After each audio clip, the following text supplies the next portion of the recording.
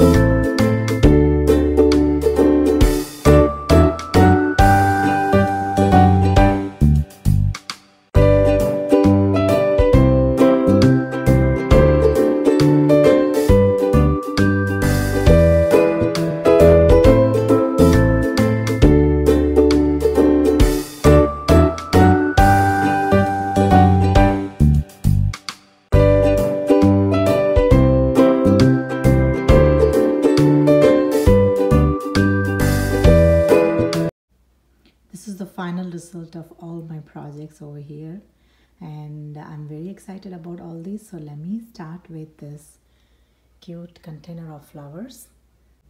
So this is one of the square packaging container. It looked so cute, so I thought like I should use in this project, and I wanted to convert that into a planter. So all I did was I had one of the shopping bags from Sephora which had white and black stripes, so I'm obsessed with that design. So I actually painted the white part in yellow, and I also darkened a little bit the black ones as well with the chalk paint. And I stuffed a lot of shopping bags, and then I stuffed styrofoam and some Spanish moss, and I had this beautiful yellow tulips, and this is the season the tulips just show up from the ground, so I thought like I should decorate the tulips with this yellow color container. And I also gave one of the trims that I got from Dollar Tree, I think long back, and this is one of the ribbon I got from Michael's, and I just made a bow using the gift bag tag, you know, the gift bags, that things that we hold. I just circled it around, so it's just going well with the, you know, the whole of this project. So I just did that. So I'm very happy about this project, so let me know your thoughts on this.